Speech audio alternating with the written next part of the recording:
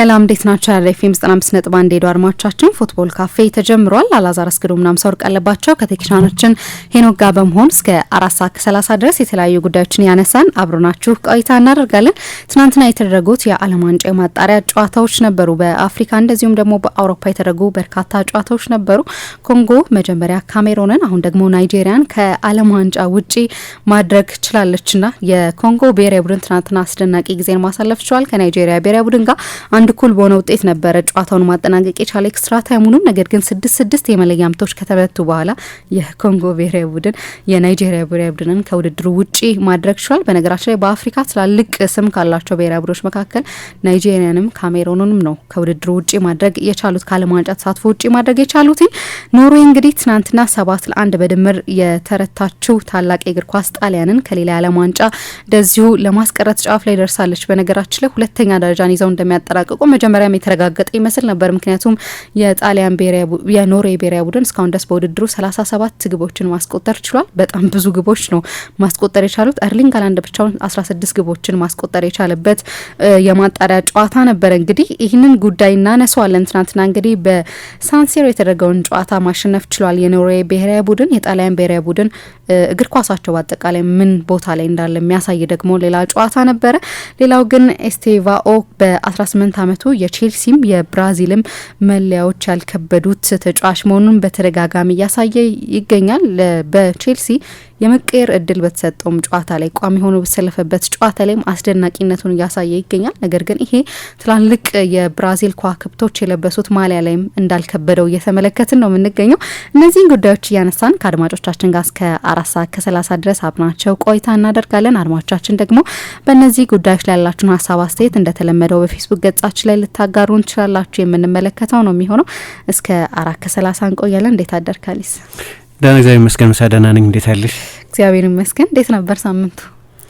የኢንተርናሽናል ጨዋታዎች ሳምንት ነው። ስለዚህ ወደ ዓለም ዋንጫ የሚያልፉ ሀገራትን በሁሉም አህጉራት እያወቅን ነው። ግን ትላንት በአፍሪካ በተለይ ኮንጎ ከ50 ምናምን ዓመት በኋላ ከግማሽ ክፍለ ዘመን በኋላ ወደ ዓለም ዋንጫ ልታልፍ የምትችልበት እድል ውስጥ ተገኝታለች። ምሳ መግቢያሽ ላይ እንዳነሳሽው የአህጉራችንን ትልልቅ የእግር ኳስ የፓወር ሃውስስ የሚባሉትን ጉልበተኞቹን ካሜሩንና ናይጄሪያን ያስወጣችሁ። ስለዚህ በጣም ትልቅ እለት ነበር ለአፍሪካ እግር ኳስም ለኮንጎም። ስለዚህ ጉዳይ እናነሳለን። ለእኔ በጣም ትኩረት የሳበው ነገር እሱ ነበር። ያው ብዙዎቹን ሀገራት ትላንትና ደግሞ ፖርቱጋልም በሰፊ ውጤት አሸንፋ ወደ ዓለም ዋንጫው ማለፏን አውቀናል። ሌሎቹ ትልልቅ ሀገራትም ፈረንሳይም እንግሊዝም ጨዋታዎቻቸውን አሸንፈዋል። በቀደም ያነሳነው ርዕስ ነበር የጁድ ቤሊንጋም ጉዳይ አጀንዳ ሆኖ ቀጥሏል። ትላንትና ተቀይሮ ሲወጣ እጁን አወናጭፎ ነበር። ከአሰልጣኙ ጋር ያለው ልዩነት እየሰፋ ይመስላል። በቀደም ተጠባባቂ ነበር የባለፈውን ጨዋታ ባደረጉ ጊዜ ከሰርቢያ ጋር። ትላንትና ደግሞ ተቀይሮ ወጥቷል በሞርጋን ሮጀርስ። አሰልጣኙ እጅ በማወናጨፍ የሚቀየር ነገር የለም አስተያየት ሰጥተዋል። እና ይሄ ምድር ባትል ኦፍ ኢጎስ የሚሉት የሁለት ትልልቅ ኢጎች ፍልሚያ ይመስላል። እና እሱ ትኩረት የሚስብ ነበር። የፈረንሳይ ብሔራዊ ቡድን ምባፔን ጨምሮ በርካታ ትልልቅ ተጫዋቾችን ሮቴት ባደረገበት ጨዋታ አዘርባይጃንን እንደዚሁ 3-0 አሸንፏል። ስለዚህ ወደ ዓለም ዋንጫ ያለፉ ሀገራትን እያወቅን ነው። የአየርላንድና የሃንጋሪ ጨዋታ ነው በጣም አስገራሚ ነበር። በቀደም ፖርቱጋል ላይ 2 ጎል ያስቆጠረው ፓሮት ትላንትና ደግሞ ሃንጋሪ ላይ ሃትሪክ ሰርቷል። እና ለሃንጋሪዎች በተለይ በቡዳፔስት የተደረገ ጨዋታ ነው። በጣም የሚያሳዝን ፍጻሜ የነበረው ነው። ለአየርላንድ ግን በጣም አስደናቂ ቀናት ናቸው። በቀደም ፖርቱጋልን ትላንትና ከሜዳቸው ውጭ ሃንጋሪን ስላሸነፉ። ስለዚህ እነዚህ ዋና ዋና ትኩረታችንን ስበው የነበሩ ነገሮች ናቸው። ግን ቅድም ባነሳናቸውና ትላንትና የበለጠ ኮንሲኩዌንሻል በነበሩት ጨዋታዎች ላይ ጥቂት እንቆያለን ማለት ነው። ተመልሰናል። አድማጮቻችን ቆይታችሁን ወደ ፌም 95.1 ላይ እንድታደርጉ ነው መንጋብዛችሁ። የመጀመሪያውን ጉዳይ እንመልከት። ትናንትና እንግዲህ የናይጄሪያ ብሔራዊ ቡድን ከዓለም ዋንጫ ውጪ ሆናለች። ኮንጎ ነው እንግዲህ ትናንትና በመለያ ምቶች የናይጄሪያ ብሔራዊ ቡድንን ከዚህ ውድድር ውጪ ማድረግ የቻለው። በጣም ጥሩ ምሽት ነበር ማለት ይቻላል ለዲያር ኮንጎ። በነገራችን ላይ የዲያር ኮንጎ መንግስትም እንደዚሁ ተጫዋቾቹ ወደ ዓለም ዋንጫ የሚያልፉ ከሆነ በርከት ያሉ ቦነሶች እንደሚሰጥ ሲገልጽ እንደነበር ይታወቃልና ትናንትና እንግዲህ አሸንፏል። ያው በውድድሩ ሁለት ትላልቅ የአፍሪካ ሀገራቶችን ነው ከዚህ ውድድር ውጭ ያደረጉት። ያው በናይጄሪያ የሚገኙ እንደዚሁም በካሜሩን የሚገኙ ትላልቅ እግር ኳስ ተጫዋቾች በ2026 የዓለም ዋንጫ ላይ እንመለከታቸውምና ይህንን ማድረግ ደግሞ ይችላል። አሁንም ቢሆን ገና ሌሎች ውድድሮች ይጠብቋቸዋል። ከኢራቅ ከዩኤኢ እንደዚሁም ከሌሎችም ቡድኖች መጫወት ይኖርባቸዋል። ከቦሊቪያ እንደዚሁም በጣም ከባድ ሊሆን ይችላል። ነገር ግን በውድድሩ እስካሁን የመጡበት ርቀት ራሱ በጣም አስደናቂ ነውና እንመልከተው ይህንን ጉዳይ። አዎ ልክ ነው። ትላንትና ለኮንጎ ለአፍሪካ እግር ኳስም በጣም ትልቅ እለት ነበር። ሐሙስ ለት ካሜሮንን፣ እሁድ ምሽት ናይጄሪያን፣ ሁለቱን ሀገራት ከዓለም ዋንጫ ውጭ ያደረገ አዲስ የእግር ኳስ ኃይል ነው። በእርግጥ ብዙ ሊያስገርመን የሚገባ አይመስለኝም። ኮንጎ ትልቅ የፖቴንሻል ያለው ሀገር ነው በተፈጥሮ ሀብትም በእግር ኳስ ሀብትም ቢሆን ምሳ አሁን ልክ ነው። ካሜሮንን፣ ናይጄሪያን ትልልቅ የእግር ኳስ የኃይል ማዕከላት ናቸው እንላለን። ብዙ የዓለም ዋንጫዎች የተሳተፉ ናቸው። ካሜሮን የመጀመሪያው ሀገር ነው ከአፍሪካ ብሔራዊ ቡድኖች መካከል ሩብ ፍጻሜ በመድረስ ናይጄሪያም እንደዚሁ ከአህጉሪቱ ግዙፍ የእግር ኳስ ሀገራት መካከል አንደኛው መሆኑ ትልልቅ ስታሮችን የሚያፈሩ ሀገራት መሆናቸው ግልጽ ነው። ግን ከሰሃራ በታች ካሉ የአፍሪካ ሀገራት መካከል ለመጀመሪያ ጊዜ ለዓለም ዋንጫ የተሳተፈው ግን ኮንጎ ነው። ዛየር ይባል በነበረበት ጊዜ በ1960ዎቹ መጨረሻና 1970ዎቹ መጀመሪያ ላይ ከዛ በኋላ ለግማሽ ምዕተ ዓመት ወደ ዓለም ዋንጫ ሳያልፉ ቆይተዋል። ግን ሁልጊዜም የተሰጠው ጥያቄ የሚነሳበት አይደለም። የሆነ ጊዜ እንዲያውም በሀገሪቱ ባሉ አንድ ባለጠጋ ይመራ የነበረው ቲፒ ማዜምቤ የሚባለው ቡድን በአፍሪካ ብዙ ቻምፒየንስ ሊግ ያሸንፍ የነበረው ብዙ ባለ አስደናቂ ተሰጥኦ ተጫዋቾችን ያፈራ የነበረ ነው። የኮንጎ እግር ኳስ በተለያዩ አሰልጣኞች ስርም ስል ባለፈው ሳነሳ እንደነበረው በተለይ በ2006 2008 አካባቢ በክሎድ ለሩዋ እየሰለጠነ እንዲሁ አስደናቂ እግር ኳስ የሚጫወት የላቀ ቴክኒካዊ እግር ኳስ የሚጫወት ቡድን አይተን እናውቃለን። ስለዚህ እንደ ናይጄሪያ እንደ ካሜሮን አይደለም፣ ግን በጣም ትልቅ የእግር ኳስ ፖቴንሻል ያለበት ሀገር ነው። ምሳ እንደምታስታውሹ ያለፈው የዓለም ዋንጫን የአፍሪካ ዋንጫን በጣም ሰፊ ዘገባ እና ጠለቅ ያለ ሽፋን እንሰጥ ነበር።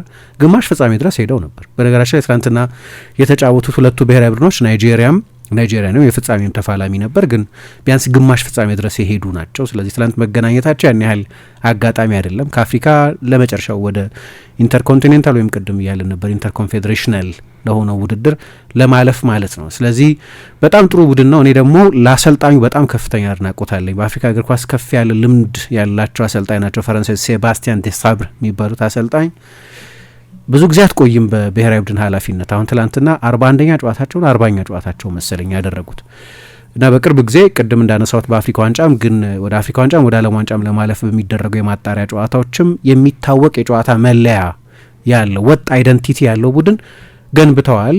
ከ40 ጨዋታዎች 39ኙን ጨዋታዎች ትላንት እንዳደረጉት 4-3-3 ወይም 4-2-3-1 ብቻ ነው ይጠቀሙ የነበሩት። ለናይጄሪያ አስቸጋሪ እንደሚሆን ጨዋታው ብዙ ጎሎች የሚቆጠሩበት እንደማይሆን የምትገምቹ ደግሞ ቡድኑ ሶሊድ ነው። በቀላሉ ጎል የሚቆጠርበት አይደለም። ብዙ ጎል ላይ ያስቆጠር ይችላል። ግን የዲአርሲ የተከላካይ መስመር ላይ ቻንሴል ምቤምባ የሚመራው የተከላካይ መስመር ላይ ጎሎች ማስቆጠርም ቀላል አይደለም። ያለፉት 3 ውጤቶቻቸው ወደዚህ ጨዋታ ሲመጡ 1-0 1-0 1-0 ናቸው። የትላንትናው ጨዋታ 4-3 እንደማያልቅ መገመት ትችላለች። በጣም ሶሊድ የተከላካይ መስመር ያለው ከሎ ብሎክ እስከ ሚድ ብሎክ የሚጫወት ትላንት በመጀመሪያ አጋማሽ እንዳየነው ለቪክቶር ኦሲመን ወይም ለሌሎቹም ተጫዋቾች ለሳሙኤል ቼክዌዜ ወይ ለአዴሞላ ሉክማን አይነት ስፔስ ማጥቃት ለሚወዱ ተጫዋቾች ያንን ስፔስ የሚሰጥ ቡድን አይደለም። ምንም እንኳ ገና በ3 ደቂቃ ጎል የሚቆጠርበት ቢሆንም 90 ደቂቃውን ረጅም ማድረግ የሚችል ቡድን ነው። አንዳንድ ጊዜ 90 ደቂቃው በጣም ሊያጥር ይችላል፣ ረጅም ሊሆን ይችላል። የታይም ሪሌቲቪቲ ብቻ ሳይሆን የቡድኑ የጨዋታ ስልትም ለረጅም ጨዋታ የሚዘጋጅ ነው። በቀደም ከካሜሮን ጋር በነበረው ጨዋታ በግልጽ የሚታይ ዴስፕሬሽን ነበር በካሜሮን ብሔራዊ ቡድን በኩል። ሴባስቲያን ዴሳብር ጨዋታው የእግር ኳስ በተፈጥሮም የሎ ስኮሪንግ ስፖርት ነው። ከሌሎቹ ስፖርቶች አንጻር ምናምን ካየሹ በጣም ትንንሽ ማርጅኖች 1-0 0-0 1 2-1 እንደዚህ እንደ ባስኬትቦል አይደለም። ስለዚህ ማርጅኖቹ በጣም ጠባብ ናቸው እና በዚህ ምክንያት ስትራቴጂስት ናቸው። የረጅም ጊዜ በጨዋታውን እንደው የመጀመሪያ አጋማሽ ብቻ አድርገው የሚያስቡ የመጀመሪያ 20 ደቂቃ ብቻ አድርገው የሚያስቡ ትላንት እንዳየነው የመጀመሪያ 3 ደቂቃ ብቻ አድርገው የሚያስቡ አይደሉም። ሲሰናዱበት የቆዩበትን ታክቲካዊ እቅድ ድንገት ወደ ቆሻሻ መጣያ ቢን የሚጥሉ ሰው አይደሉም። በቀደም ካሜሮን ልክ 45 ደቂቃ እንደሆነው ያ ዴስፕሬሽን መጣ። ጨዋታው ከእጃችን እየወጣ ነው አሉ። 0-0 እኮ ነው። ቻንሴል ምቤምባ 92ኛው ደቂቃ ላይ ነው ጎል ያስቆጠረው። የማይንድ ሴት ልዩነት ግን ነበር። አሰልጣኝ ዴሳብር የኖካውት ጨዋታዎችን ባህሪ ያውቃሉ። የኖካውት ጨዋታዎች በባህሪያቸው የሎ ስኮሪንግ አፌር ናቸው። ብዙ ጎል የሚቆጠርባቸው አይደሉም።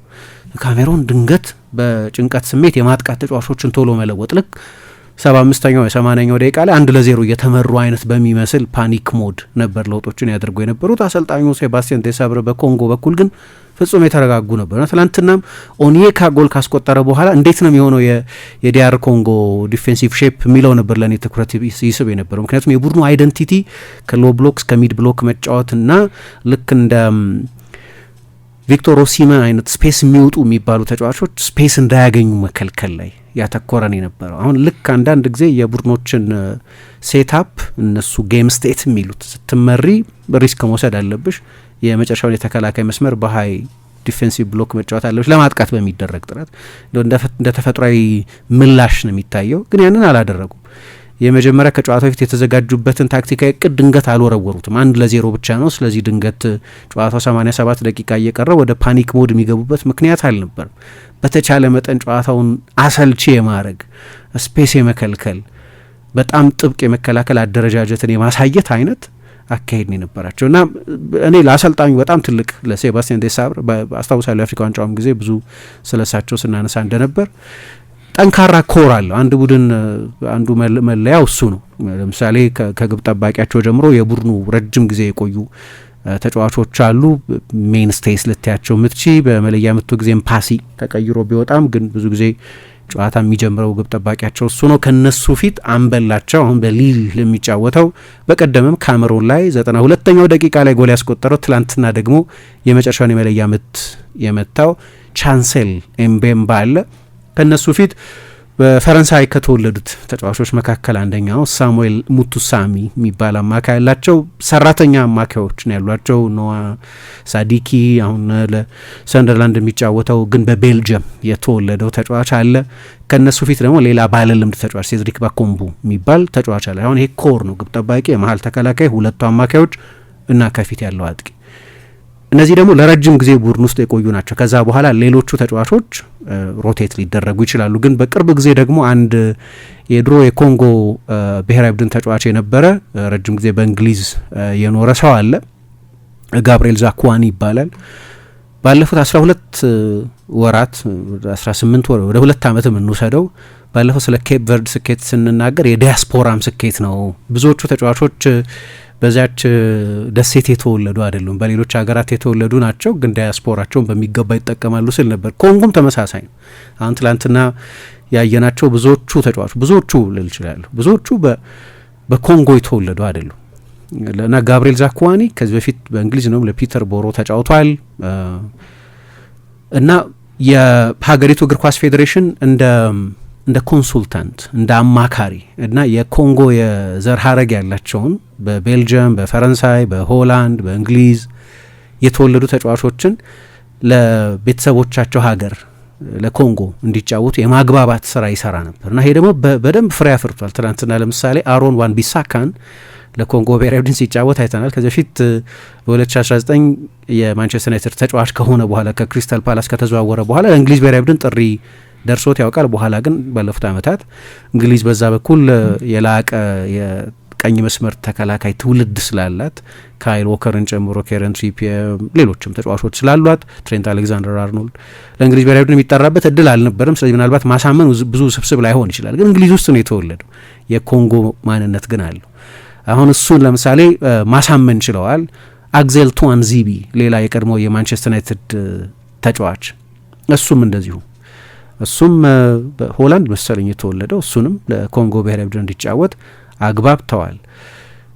ዲያስፖራ ብዙ ተጠቅሟል። ኖዋ ሳዲኪ ቅድም ያነሳሁት አሁን ለሰንደርላንድ እየተጫወተ ያለው ከግራኒት ዣካ ጋር ብዙ የሚደነቅ ጥምረት የፈጠረው ተጫዋች በቤልጅየም ነው የተወለደው። ስለዚህ ዲያስፖራዎቻቸውንም በሚገባ እየተጠቀሙ ነው እና የሚደነቁ ብዙ ነገሮች አሉ። ጠንካራ ታክቲካል አይደንቲቲ ያለው የቡድኑ ኮር አስተማማኝ ነው። በቀላሉ ጎል የሚቆጠርበት አይደለም።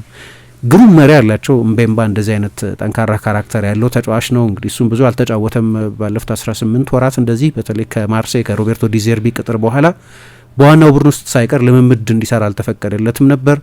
በቀደም እሱ ነው ይሄንን ያደረገው። ትላንትናም እንደዚሁ። ትላንትናም በእርግጥ ጨዋታው ሲጀመር ጉዳት አጋጥሞት ነበር የሚሉ ሰዎች አሉ። ግን ቪክቶር ኦሲሜ በዚህ ሰዓት የቻምፒየንስ ሊግ ከፍተኛ ጎል አስቆጣሪነትን እየመራ ያለ ከዓለም ምርጥ 9 ቁጥሮች መካከል አንዱ ተብሎ ሊደነቅ የሚችል እና ባለፉት 2 ጨዋታዎች 5 ጎሎች አስቆጥሮ የመጣ የባለፈውን ሃትሪክ ጨምሮ 5 ጎል አስቆጥሮ የመጣን ተጫዋች የተቆጣጠረበት መንገድ በብዙ በቻምፒየንስ ሊግ የሚጫወቱ ተከላካዮች እና በአውሮፓ በጣሊያንም በነበረበት ጊዜ እንደዚህ በስኬት እሱን ማቆም የሚችሉ ተጫዋቾች አልነበሯቸውም። ስለዚህ በጣም ጠንካራ መሪ ያላቸው፣ ጠንካራ ታክቲካል አይደንቲቲ ያላቸው፣ ከዛ ደግሞ ዳያስፖራዎቻቸውንም በሚገባ ይጠቀማሉ። ስለዚህ ኮንጎ ወደ ዓለም ዋንጫ ለማለፍ እንደዚህ መቃረቧ ተጨማሪ ማጣሪያ ጨዋታዎች አሉባት፣ ግን ትልቅ ስኬት ነው ብዬ አስባለሁ። ለአፍሪካ እግር ኳስም አስተዳደር ጤነኛ ካልሆነ የናይጄሪያ እግር ኳስ ፌዴሬሽን ባለፈው ሳምንት ወደ ዓለም ዋንጫ ማለፍ አለማለፋቸውን በሚወስን ሳምንት ተጫዋቾቹ አመጽ ላይ ነበሩ። እኔ አንድም ጊዜ ቦነስ የሚጠይቁ ከዚህ በፊት ያልተከፈለ ክፍያ ያለን ብለው የሚያምጹ ተጫዋቾችን ወቅሽ ያላቅም። ምክንያቱም የፈረንሳይ ተጫዋቾች ያንን ሲያደርጉ ሰምቼ አላቅም። የፈረንሳይ ተጫዋቾች ያንን የማያደርጉት ግን የፈረንሳይ እግር ኳስ ፌዴሬሽን ቦነሳቸውን በጊዜው ስለሚከፍላቸው። ከዚህ በፊት ሌሎች ትልልቅ ብሔራዊ ቡድኖች በታሪክ በአውሮፓም በላቲንም ያሉ ትልልቅ ብሔራዊ ቡድኖች ከዓለም ዋንጫ በፊት አምፀው ያውቃሉ። ታሪክ ማገላበጥ እችላለሁ፣ እሱ ማሳየት ይቻላል። የማንሰማው ተጫዋቾቹ ሀገር ወዳዶች ስላልሆኑ ሳይሆን እንዲህ አይነት ጉቦኝነት ምናምን ስላለ ነው። የፊፋን ገንዘብ ይሁን በሌላ መንገድ የሚገኝ ገንዘብ ይበላል፣ ምንም ጥያቄ የለውም። ተጫዋቾቹ ሚሊዮነሮች ናቸው ብዙዎቹ ተጫዋቾች። ኦሲመንን እያልን ነው፣ አሌክስ ዎቢን እያልን ነው፣ ሌሎቹን ተጫዋቾች እያልን ነው። ግን ሁልጊዜም አፍሪካ ውስጥ ለምን ይሄ በተደጋጋሚ ይነሳል? ለምን አውሮፓ ውስጥ አይሆንም? እኔ ተጫዋቾች ላይ ኖርማሊ ውግንና ከተጫዋቾች ጋር ነው ብዙ ጊዜ። ግን በዚህኛውም ኬዝ ልክ እንደዚህ ሆኖ ስለምናውቅ የአፍሪካ እግር ኳስ ፌዴሬሽን ኮንፌዴሬሽኖች በሙሉ እንዲህ አይነት ችግር ውስጥ ስላሉ፣ በካሜሮንም ተመሳሳይ ነው። ሳሙኤል ኤቶ የሚመራው የሀገሪቱ እግር ኳስ ፌዴሬሽን ጤነኛ አይደለም። ኃይለኛ ማል አድሚኒስትሬሽን፣ ኃይለኛ ሚስ ማኔጅመንት ያለባቸው ናቸው እነዚህ። ምንም ተሰጦ ቢኖር ይሄ አይነት አስተዳደራዊ ችግር ወደ ቡድኖቹ መፍሰሱ አይቀርም እና የዛ ሰለባዎች ናቸው። 3 የተለያዩ አሰልጣኞች ናቸው ለምሳሌ የናይጄሪያ ብሔራዊ ቡድንን ያሰለጠኑት። አሁን ናይጄሪያ ከዓለም ዋንጫ የቀረችው የዓለም ዋንጫ የማጣሪያ ሂደቷን በጀመረችበት የተሰናከለ መንገድ ምክንያት።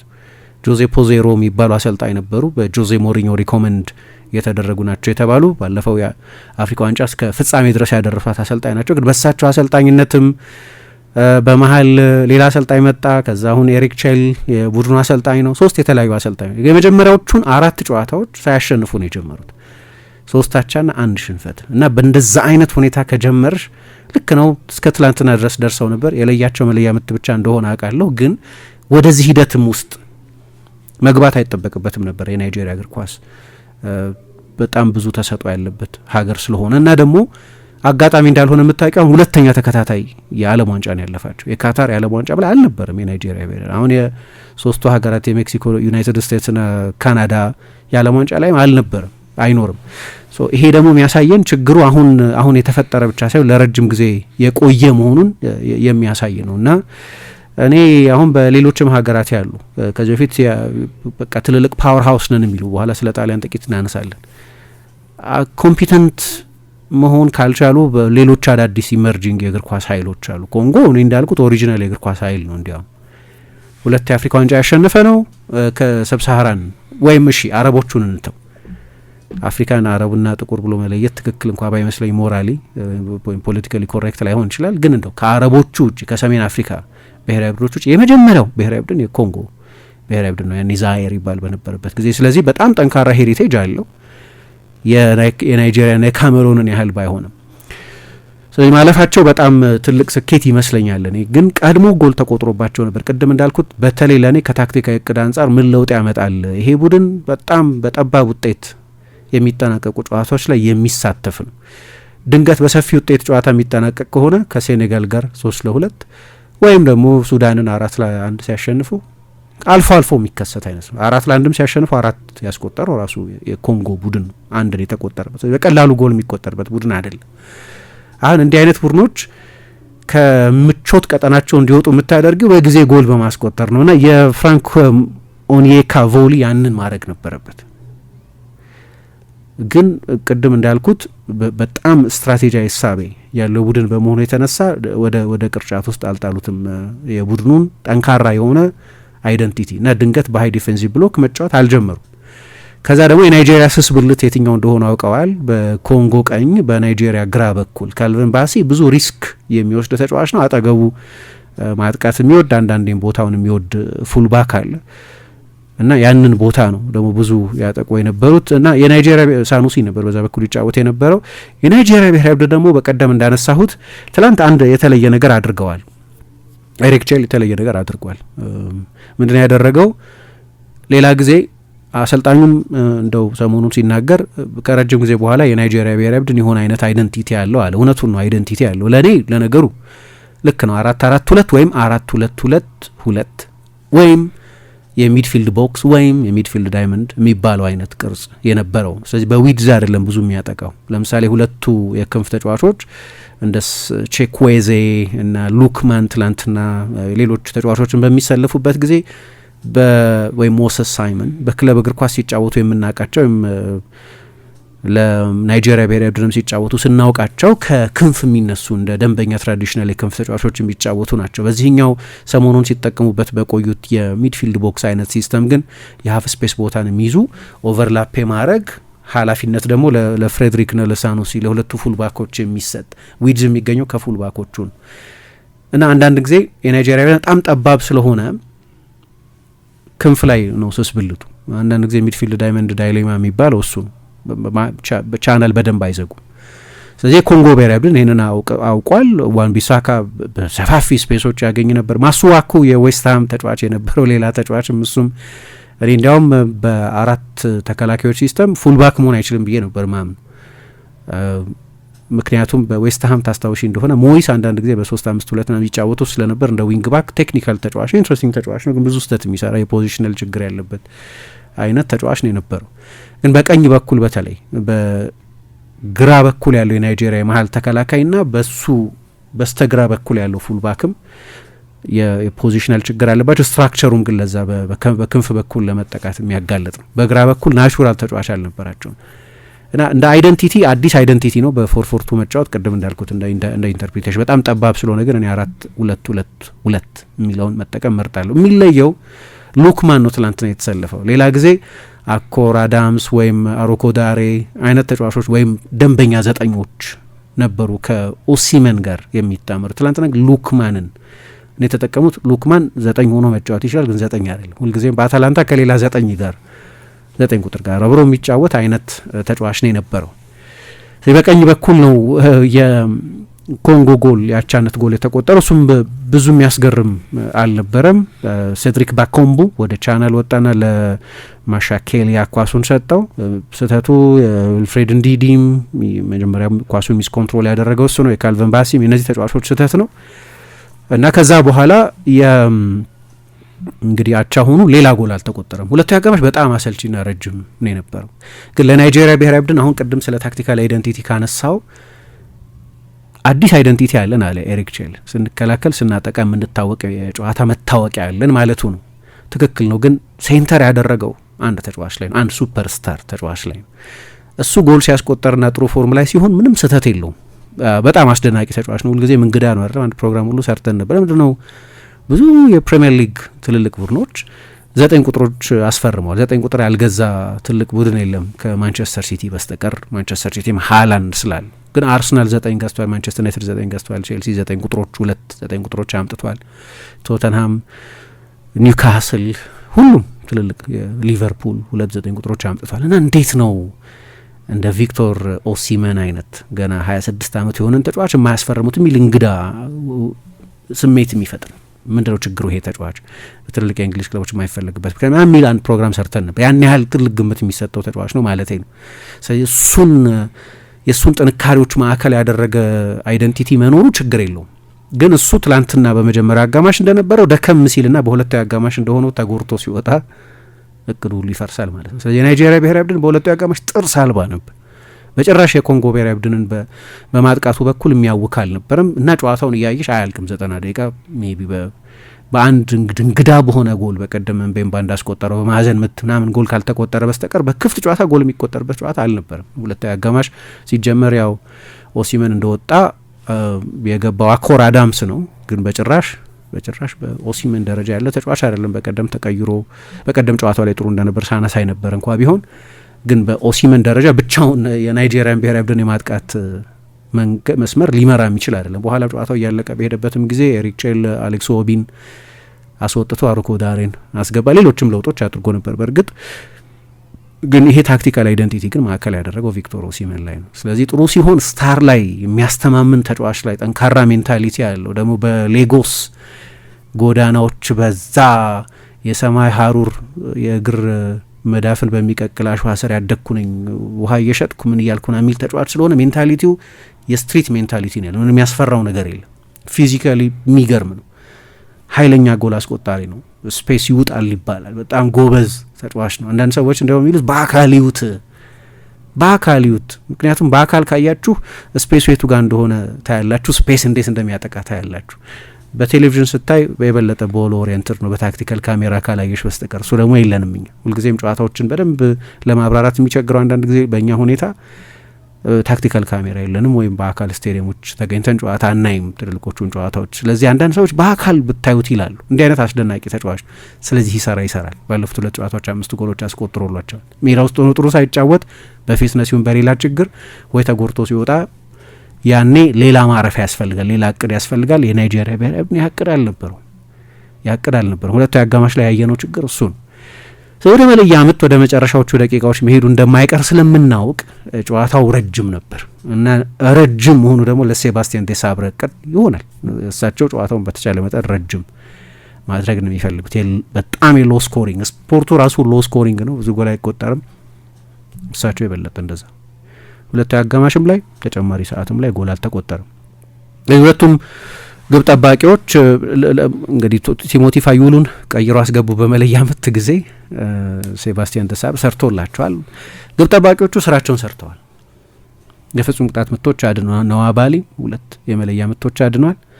ተቀይሮ የገባው በምፓሲንዛው የኮንጎ ግብ ጠባቂም ቲሞቲ ፋዩሉም ሁለቱ በጋራ 5 የመለያ ምቶች አድነዋል። ስለዚህ ከግብ ጠባቂ ከዛ በላይ ልትጠይቂ አትችይም። ስለዚህ የናይጄሪያ ተጫዋቾችን የመቺዎቹን መለያ ምት ሎተሪ ነው አይደለም የሚል ክርክር አለ። አንድ ፕሮግራም እንደሰራን አስታውሳለሁ። ግን መጨረሻ ላይ ያን የወሰነው።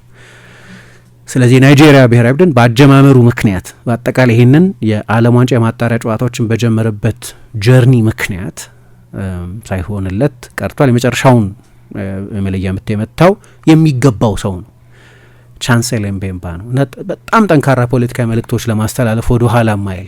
ለኮንጎ ይሄ መጽናኛ ያስፈልጋታል። እንደሚታወቀው ባለፉት 2 ዓመታት ኮንጎ ሁልጊዜም ሰላም ኖሯት የምታውቅ አይደለችም።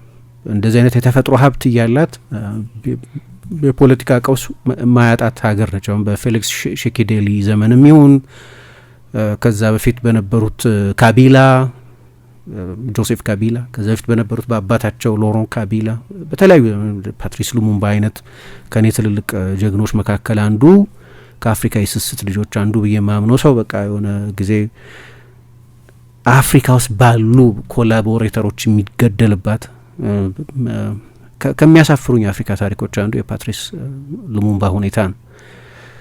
እና እንዲህ አይነት ሁሌም ያልታደለች ምድር ነች እና እግር ኳስ ያጽናናት ይሆናል። አሁን ወደ ዓለም ዋንጫ ድንገት ካለፈች የእግር ኳስ ኃይል ልክ እንደዚህ ነው እና ትላንት የዛ የኮንጎያን ጽናት ፊት ነው ቻንሴል ምቤምባ ብዬ ነው የማምነው። ምክንያቱም ብዙ እየተጫወተ አልነበረም። ሮቤርቶ ዲዜርቢ አልፈለገውም በማርሴይ እና ከሎፍቴር የሚሏቸው አሉ ፈረንሳይ ውስጥ ሳትፈልጊያቸው ስትቀሪ ከዋናው ቡድን ታባሪያቸዋለች እና እሱን ፓውሎ ፔዝን፣ ጆርዳን ቬርቱን፣ ሳሙኤል ዢጎ የሚባሉ ተጫዋቾች በሙሉ እናንተ ከዋናው ቡድን ጋር የመስራት መብት እንኳ ይላችሁ። እኔ ይሄ መሰረታዊ የሰውን የስራ መብት መጣስ ነው እና ከሰሰ ማርሴይን መስከረም ላይ እና ደጋ አደረገ። ክለቦች እንደፈለጉ ነው ተጫዋቾችን አቢዩዝ የሚያደርጉት። ኮንትራት አላቸው እዛ ክለብ ጋር እና ከዋናው ቡድን ጋር እንኳን ልምምድ አትሰሪም። በቃ ቦምብ ስኳድ ይሉታል የሆነ ሀገር ሎፍተር ይሉታል። የማይስማማኝ ኮንሰፕት ነው ይሄ። አትፈልጋቸውም ተጫዋቾቹን አታጫውሻቸው ልምምድ አይሰራም ምናምን ብሎ ማገድ የሚገባኝ ነገር አይደለም። ከሰስ አሁን ከማርሴይና ኤምቤምባ ፍርድ ቤት ቆመዋል። አሁን ብዙ ሁኔታ ውስጥ እያለፈ ያለን አሁን ለሊል ሁሌም ባይሰለፍም ግን 18 ወር ያልተጫወተ ተጫዋች ሁሌም እንዲሰለፍ አልጠብቅም። ግን ትላንትና ያንን ሜንታሊቲ ያሳየ ኪንሻሳ ልጅ ነው እና ለሱም በጣም ደስ ብሎኛል። ስለዚህ እንደዛ አይነት ሁኔታ ነው የነበረው። እንግዲህ በሚቀጥለው የማጣሪያ ጨዋታ ኢንተርኮንቲኔንታል ኒው ካሊዶኒያ፣ ቦሊቪያ፣ ቅድም እንዳነሳቸው ኢራቅ፣ 2 የኮንካካፍ ሀገራት ገና ማንነታቸው ያልታወቁ 2 የሰሜንና መካከለኛው አሜሪካ የሚባለው ኮንፌዴሬሽን ሀገራት ደግሞ አሉ። ከነሱ ጋር የሚደረግ ሌላ የማጣሪያ ዙር አለ። ስለዚህ የቤት ስራው አላለቀም። ማርች ላይ ነው እነዚህ ጨዋታዎች የሚደረጉት። ግን ለዚህ ሁኔታ መቃረባቸው በጣም ደስ የሚያሰኘኝ ነገር ነው።